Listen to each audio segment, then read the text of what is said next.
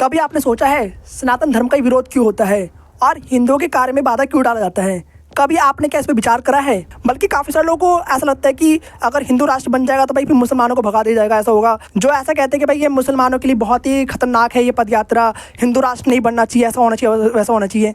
But ये गलत है यार। जब हिंदू सो हेलो फ्रेंड्स, आप लोग का स्वागत है हमारे यूट्यूब चैनल पर। तो आज बात करने वाले सनातन धर्म के ऊपर, ठीक है। आज की डेट में भी हाल फिलहाल में एक पदयात्रा चल रही है जो कि सनातन धर्म के लिए हो रहा है, सनातन हिंदू एकता पदयात्रा, जिसके ऊपर मैंने बहुत सारे शॉर्ट्स बनाए थे, आप लोगों ने देखा होगा। तो जब ये पदयात्रा स्टार्ट हो रही थी तो आप लोगों ने देखा भाई कितने धर्म विरोधी नेताओं ने इस पर टिप्पणी करी कि ये पदयात्रा नहीं होनी चाहिए। आप लोगों को याद होगा कि जब राम मंदिर बनने वाला था तो भाई इसकी रोक के लिए भी बहुत से धर्म विरोधी नेताओं, धर्म विरोधी लोग जो होते हैं वो उस पर कटाक्ष कर रहे थे और ना बनने की मतलब बातें कर रहे थे।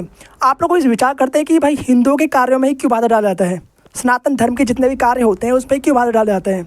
और ये करता भी कौन है भाई? जो धर्म विरोधी होते हैं, जिनको हिंदुओं से नफरत होती है, जिनको सनातन धर्म से नफरत है, होते सनातन धर्म के ही हैं। एक बात मैं आपको बताना चाहता हूँ भाई, कई लोग तो भाई अपने हिंदू में ही हैं जो कि अपने ही मतलब विरोधी हैं, मतलब हिंदुओं का दुश्मन कोई बाहर का नहीं है, वो अपने अंदर ही बैठे हुए हैं, अपने घर के ही दुश्मन है, कह सकते हो आप लोग। कैसे? आप लोग देख सकते हैं भाई हाल फिलहाल में ही जब ये सनातन हिंदू एकता पदयात्रा स्टार्ट हो रही थी भाई, तो इसके ऊपर किसी हिंदू नेता ने ही कटाक्ष करा था कि ये पदयात्रा नहीं होनी चाहिए, इसको रोका जाए, ये करा जाए, वो करा जाए। था कि नहीं था? कहीं ना कहीं आप लोग को मतलब इसे भटकाया जाता है और आप लोग को जातियों में बांटा जाता है। और जो ये सनातन हिंदू एकता पदयात्रा हो रही है ये आप लोग को जातियों से अलग कर रही है। इस पूरी पदयात्रा में आप लोग देखेंगे जरा, क्या कोई जाति का दिख रहा है? जैसे कि कोई ब्राह्मण है, कोई क्षत्रिय दिख रहा है आप लोग को? नहीं, सब बराबर है, बिल्कुल सब एक समान है, सब बराबर बिल्कुल चल रहे हैं।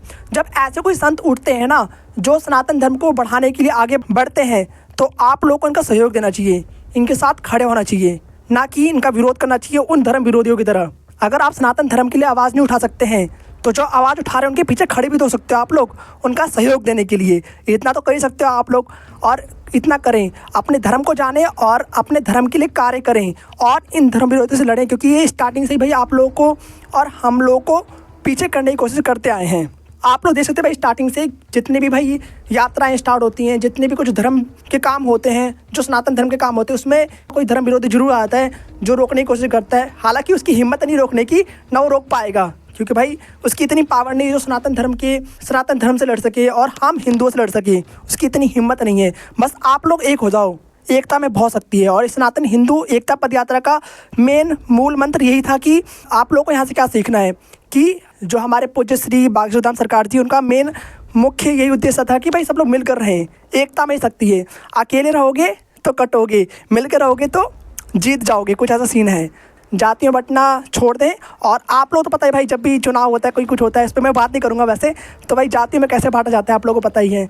जिसको देश से प्यार नहीं होगा भाई वही इन सब चीज़ों के ऊपर मतलब कटाक्ष करते हैं, उन सब चीज़ों के ऊपर रोक लगाते हैं आप लोग को, फिर आप लोग की जो ना लक्ष्य होते हैं उसे भटकाते हैं, एक तरह से कह सकते हो आप लोग। इस पदयात्रा में आप लोग देखेंगे तो भाई बहुत सारे ऐसे मुस्लिम्स भी हैं जो कि पार्टिसिपेट कर रहे थे, जो चल रहे थे साथ में हमारे संतों के साथ साथ। कितनी बड़ी बात है, क्या वो मुस्लिम्स नहीं थे जो ऐसा कहते हैं कि भाई ये मुसलमानों के लिए बहुत ही खतरनाक है ये पदयात्रा, हिंदू राष्ट्र नहीं बनना चाहिए, ऐसा होना चाहिए वैसा होना चाहिए। बट ये गलत है यार। जब हिंदू राष्ट्र बने तो उससे क्या नाम है, एक रास्ता मिलेगा। आप लोग देख सकते हैं भाई मुसलमानों के लिए भाई इतने सारे राष्ट्र हैं, बट हम हिंदुओं के लिए कोई राष्ट्र है क्या? आप लोग इस पर विचार करें। नहीं है भाई, नहीं। अगर आपको यहाँ से भगाया जाए तो आप कहाँ पर जाएंगे? कोई ऐसा राष्ट्र है जहाँ पर आप लोग जा सकते हैं? नहीं जा सकते भाई, नहीं जा सकते। तो हिंदू राष्ट्र क्यों नहीं होना चाहिए? ये हिंदुस्तान तो हमारा ही है ना, तो होना चाहिए। बल्कि काफ़ी सारे लोगों को ऐसा लगता है कि अगर हिंदू राष्ट्र बन जाएगा तो भाई फिर मुसलमानों को भगा दिया जाएगा, ऐसा होगा, सिख ईसाइयों को भगा दिया जाएगा। बट ऐसा तो नहीं यार, ऐसा तो नहीं होने वाला। हिंदू राष्ट्र का मतलब ये नहीं कि सिर्फ हिंदू रहेंगे, साफ साफ उन्होंने बता भी रखा है कि हिंदू राष्ट्र का मतलब सभी रहेंगे। बट ये घोषित हो जाएगा कि ये हिंदुओं का राष्ट्र है। एक तो हमारा राष्ट्र होना ही चाहिए यार। भाई स्टार्टिंग से आप लोग देखते कि मतलब नेताओं ने आप लोगों को कैसे मतलब भ्रमित कर रखा है एक तरह से भाई, जातियों में कहीं इसमें मैं ज़्यादा इस पर बातें नहीं करूँगा, क्योंकि हमारा तो भाई मेन उस पर एम है कि आप लोग सिर्फ एक रहें और जातियों में ना बटें। और जब भी ऐसे कुछ सनातन धर्म के कार्य होते हैं तो उसमें आप लोग सहयोग दें और डट कर आगे बढ़ें, ऐसे डरे ना बिल्कुल भी। डरने से कुछ नहीं होने वाला है। कितने लोगों ने रोकने की कोशिश करी सनातन हिंदू एकता पदयात्रा की, देख सकते हो आप लोग, किसी की हिम्मत नहीं रोकने की। आज 15 नवंबर 2025 हो चुका है और कल है 16 नवंबर 2025, कल आखिरी दिन है। तो आप लोग मिलकर रहें और इसमें सहयोग देते रहें और हिंदू राष्ट्र बनाना है, ये अपना संकल्प बना लें और गौ माता की रक्षा करनी है। ये संकल्प ले लें आप लोग देखते भाई गौ माता कैसे, भाई हमारी गौ माता की कोई इज्जत ही नहीं यार, वैसे रोड पे घूमती रहती हैं, कोई मतलब कोई इस पर ध्यान ही नहीं देता बिल्कुल भी। अगर ये हिंदू राष्ट्र बन जाएगा तब ऐसा नहीं होगा, ये गारंटी है, तब उस पर कार्य किया जाएगा। अभी तो हम कुछ बोलते ही तो भाई सरकार उस पर कुछ एक्शन नहीं लेती है, आप लोग दे सकते हैं, बट आप लोग और सभी लोग इस टॉपिक पर एंड इन सब चीज़ों पे विचार करें और सहयोग दें।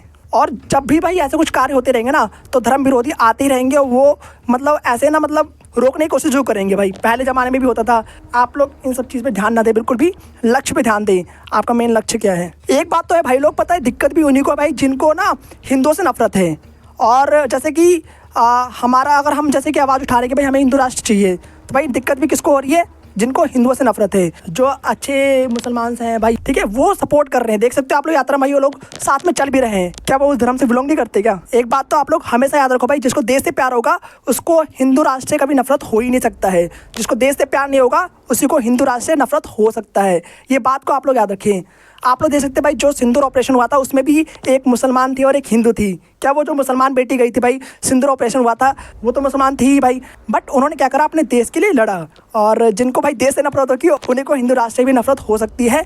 बाकी तो आप लोग समझदार हैं, आप लोग को पता ही होगा, अपने विचार से सोचिए, और जब भी ऐसे कुछ कार्य होते हैं तो उसमें आप लोग सहयोग दें। मेरा मेन मोटिव ये है, आप लोग कभी भी धर्म विरोधी की बातों में ना आए, क्योंकि भाई इनका काम है रोकना। जब भी आप कुछ सच्चा और अच्छा काम करेंगे तो ये आपके पीछे जरूर पड़ेंगे। आपको रोकने के लिए इस पद यात्रा को कितना रोकने की कोशिश किया गया, बट क्या उनके बस की बात हो पाई, नहीं हो पाई।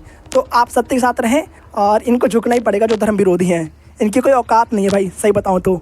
आई बात समझ में, आप लोग बस मिलकर रहें, बस यही मेन चीज़ है। एकता में शक्ति है, जातियों बंटने से कुछ नहीं होने वाला है, मिलकर रहें।